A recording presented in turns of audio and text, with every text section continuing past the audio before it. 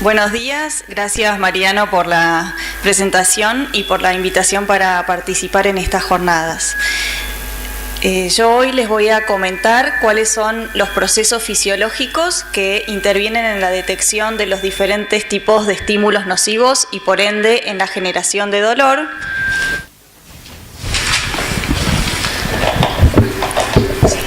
¿Sí? Y en segundo lugar me voy a centrar en un dolor de tipo patológico, crónico, como es el dolor neuropático. ¿Estoy bien acá? Digo, por... ¿Sí? Sí, bueno. Bien. Entonces, para empezar el dolor se define como aquella experiencia sensitiva y emocional desagradable que se asocia a un daño tisular, real o potencial. Dos características que quisiera resaltar de esta definición. En primer lugar, que en la experiencia de dolor intervienen conceptos o aspectos sensitivos, discriminativos y otros emocionales y afectivos. Y es muy importante que tengamos en cuenta ambos aspectos al encarar el tratamiento de un paciente. Otra característica importante y que todos hemos experimentado alguna vez es que el dolor es una experiencia desagradable, como muy bien se muestra en esta imagen, y es muy importante que así lo sea, ya que frente a una injuria o un daño, el dolor tiene que actuar como una señal de alarma, nos tiene que avisar sobre la existencia de ese daño y nos tiene que obligar a tomar alguna acción tendiente a evitarlo o reducirlo. ¿Cómo percibimos dolor? A través de un proceso fisiológico denominado nocicepción. La nocicepción implica la detección de los diferentes tipos de estímulos nocivos en la periferia, la transducción de esta información en corrientes iónicas y potenciales de acción, que es el lenguaje a través del cual se comunican las neuronas, la transmisión de dicha información desde la periferia hacia el sistema nervioso central, la médula espinal en primer lugar y diferentes áreas cerebrales a continuación, y la modulación de dicha información que ocurre tanto a nivel espinal como supraespinal. Con un poco más de detalle, entonces, ¿cómo ocurre esta detección de estímulos nocivos? Los diferentes tipos de estímulos nocivos, o sea, estímulos de alta intensidad, que pueden ser de tipo mecánico, térmico por calor o frío, o químico, activan receptores especializados que se encuentran localizados en las terminaciones periféricas de las neuronas aferentes primarias. Estas son neuronas que tienen sus cuerpos celulares en los ganglios raquídeos o ganglios anexos a la raíz dorsal, que están ubicados a ambos lados de la médula espinal. Como se muestra en este esquema, son neuronas pseudo-unipolares. Esto significa que emiten una única proyección corta que enseguida se divide, generando una proyección periférica, que es la que inerva piel, músculos, articulaciones y vísceras, y una proyección central que a través de las raíces dorsales penetra en el asta dorsal de la médula espinal, donde hace sinapsis con interneuronas locales y neuronas de proyección, que son las que se encargan de transmitir la información hacia centros superiores.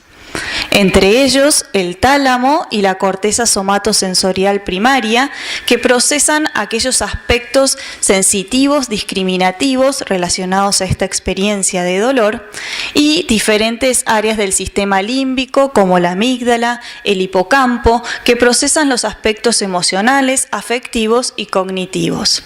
A nivel cerebral, toda esta información es procesada y es integrada, y el cerebro emite una respuesta que a través de vías descendentes, que son modulatorias, regula los circuitos nociceptivos a nivel espinal. En las próximas diapositivas nos vamos a ir centrando en cada una de estas estructuras: neuronas aferentes primarias, médula espinal y cerebro. Empezamos entonces por el principio, las neuronas aferentes primarias. La primera característica de estas neuronas es que constituyen una población heterogénea. Como se puede ver en esta imagen, este es un corte histológico de un ganglio raquídeo, en donde uno lo que puede ver a simple mirada rápida son neuronas de diferente tamaño. Estos son los cuerpos celulares y tenemos neuronas pequeñas, neuronas medianas y neuronas grandes. estas neuronas de diferente tamaño dan a su vez origen a fibras de diferente diámetro y a su vez expresan diferentes proteínas, neurotransmisores y receptores, y esto se traduce en una diferente funcionalidad. Entonces, las neuronas que tienen un cuerpo celular grande dan origen a fibras gruesas, mielínicas, denominadas A alfa o A beta. Estas fibras son de amplio diámetro y detectan estímulos propioceptivos y mecánicos inocuos. Existen también fibras intermedias que tienen una delgada vaina de mielina que se denominan A delta. Estas fibras A delta son capaces de responder tanto a estímulos inocuos como temperatura, que no figura acá, pero debería estar, como a estímulos nocivos de las tres modalidades. Y finalmente las fibras C, que son fibras amielínicas, estas son las fibras de las neuronas de pequeño tamaño, responden a temperatura inocua, picazón, estímulos mecánicos inocuos y también estímulos nocivos de las tres modalidades. Es decir, que si a las neuronas aferentes primarias las tuviéramos que clasificar en cuanto a su función, podríamos decir que existe una población de mecanoceptores que incluye a las fibras A beta y algunas fibras C, termoceptores, fibras A delta y algunas fibras C, y finalmente nociceptores, que son los que responden a estímulos nocivos. Por definición, un estímulo nocivo es un estímulo de alta intensidad capaz de generar un daño tisular. Existen estímulos de diferentes modalidades, mecánicos, térmicos y químicos, y se dice que los nociceptores en su gran mayoría son polimodales. Esto significa que pueden responder a estímulos de diferente modalidad. Los nociceptores incluyen tanto fibras C como fibras A delta, poseen receptores de alto umbral, es decir, receptores que van a ser activados únicamente por estímulos de alta intensidad, e incluye una subpoblación de nociceptores silentes, es decir, receptores que se activan únicamente en el contexto de una injuria.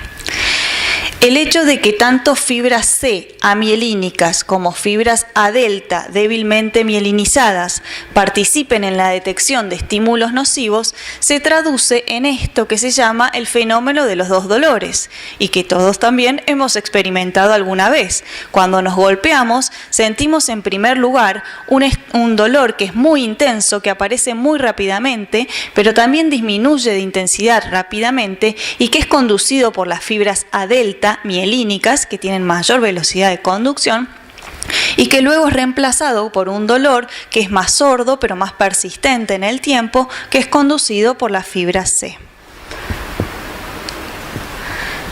De este modo, entonces, las diferentes poblaciones de neuronas aferentes primarias responden a estímulos inocuos o a estímulos nocivos y transforman la información de estos estímulos en corrientes iónicas y potenciales de acción. De esta forma, la información viaja desde la periferia hacia el sistema nervioso central, en este caso, la médula espinal. Las diferentes subpoblaciones de neuronas aferentes primarias hacen sinapsis con neuronas que se encuentran localizadas en láminas específicas del asta dorsal. Ustedes saben que la sustancia gris de la médula espinal se encuentra dividida en diferentes láminas según criterios citoarquitectónicos. Así, las fibras C, que están en azul y en rojo, hacen sinapsis con interneuronas locales y neuronas de proyección localizadas en las láminas 1 y 2. De hecho, estas láminas superficiales alojan a neuronas que responden principalmente a estímulos nocivos. Las fibras A beta, que son, recordemos, las que traían información mecánica inocua, hacen sinapsis con neuronas que acá no están esquematizadas, que se encuentran localizadas en las láminas 3 y 4. Son neuronas que responden a estímulos inocuos.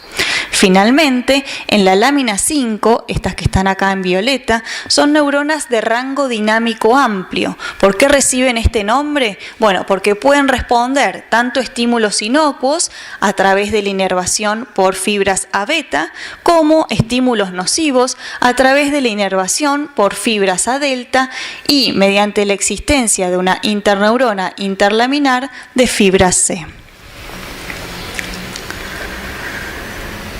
Como podrán ver en este esquema, la neurotransmisión a nivel del asta dorsal de la médula espinal es sumamente compleja, no solo por el número de células o tipos celulares involucrados, sino también por la alta variedad de neurotransmisores, receptores y moléculas que participan. Este es el terminal de la neurona aferente primaria. Expresa fundamentalmente glutamato, que es el principal neurotransmisor excitatorio en el sistema nervioso, y péptidos excitatorios como sustancia P y CGRP, para los cuales la neurona posináptica, o sea, esta neurona que se encarga de transmitir la información hacia el cerebro, expresa los receptores específicos.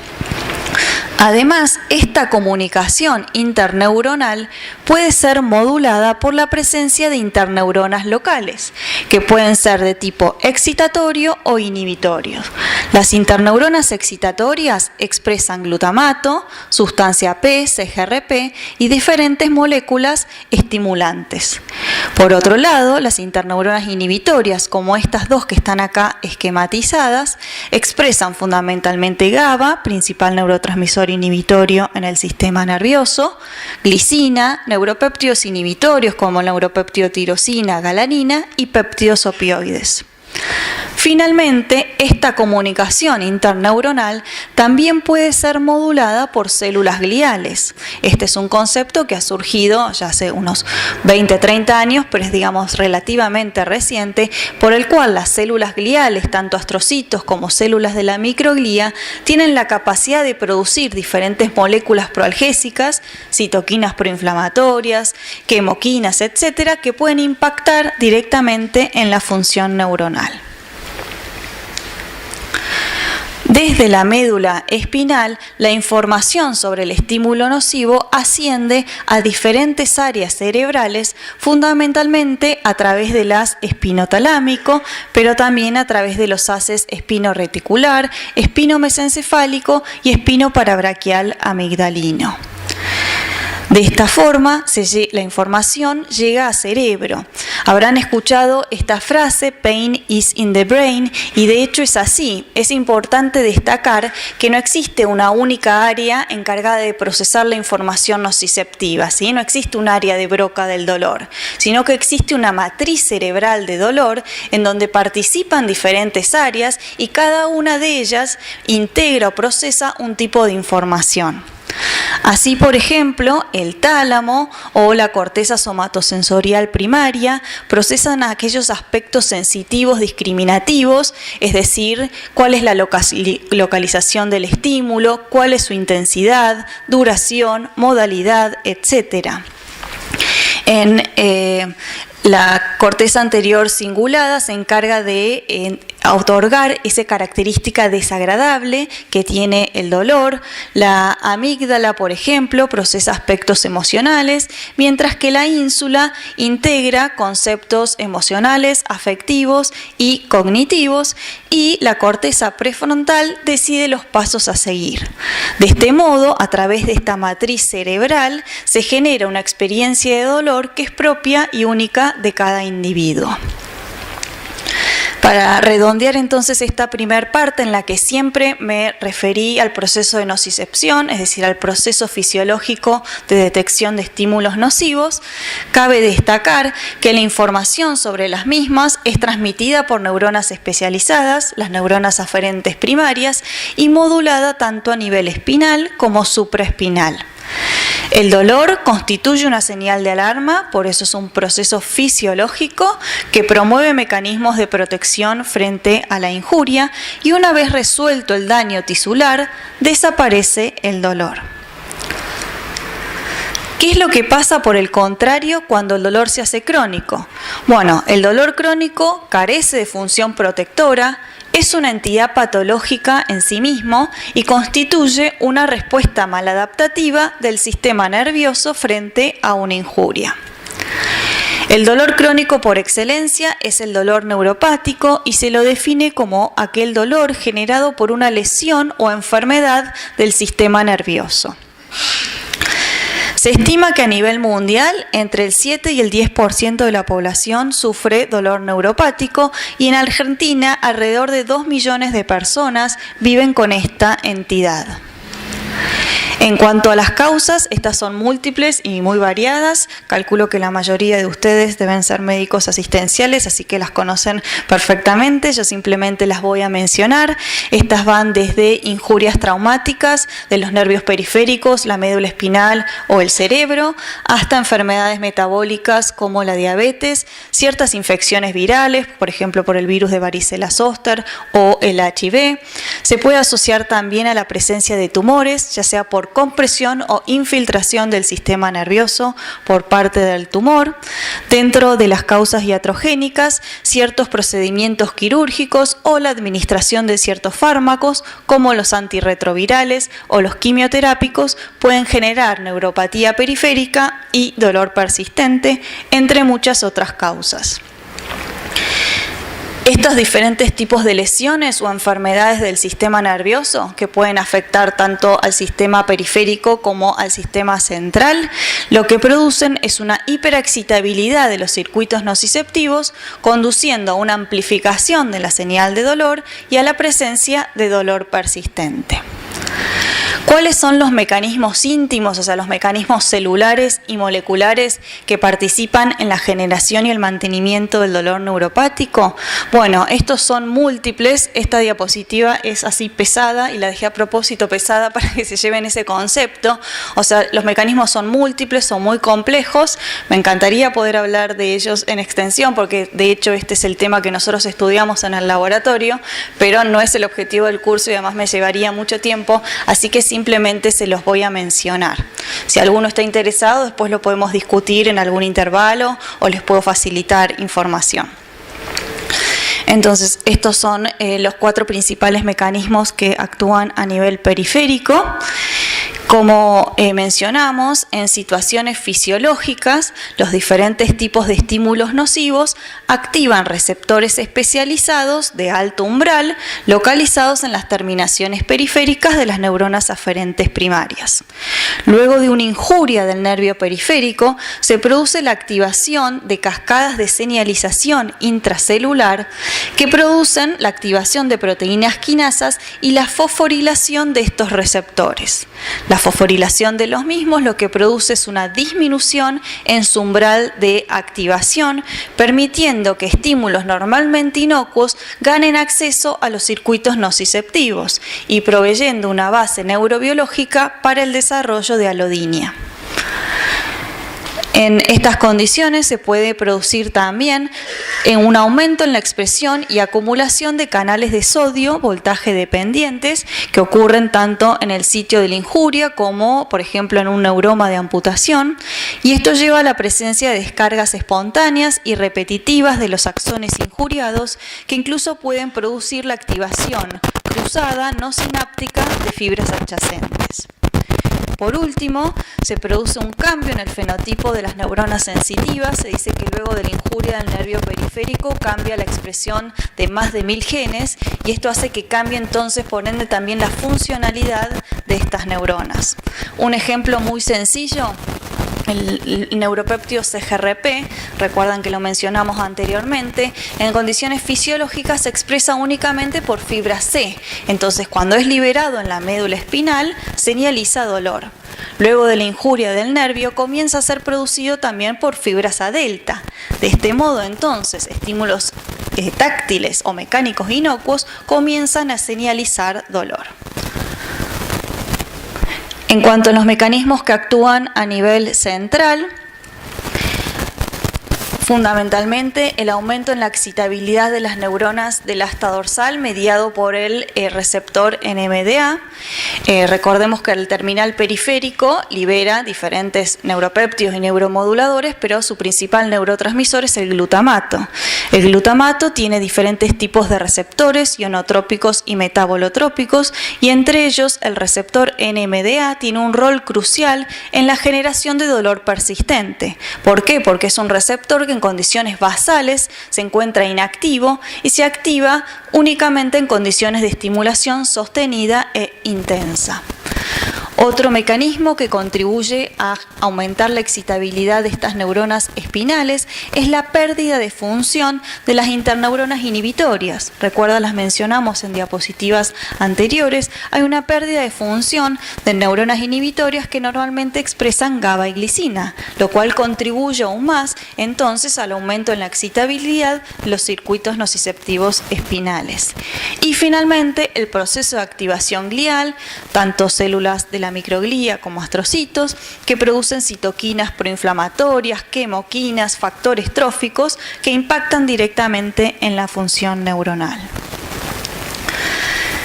Todo este sistema de amplificación de la señal de dolor se traduce en la presencia de dolor espontáneo, es decir, dolor en ausencia de estímulo, alodinia, es decir, dolor inducido por estímulos inocuos, e hiperalgesia, es decir, dolor exacerbado producido por estímulos nocivos.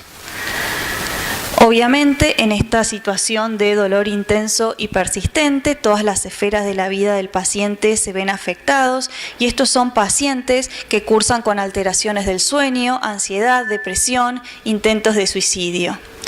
Estas imágenes que nos han ido acompañando a lo largo de la presentación, de hecho, son pinturas realizadas por pacientes con dolor persistente en una muestra denominada Arte y Dolor que organizó la American Pain Society.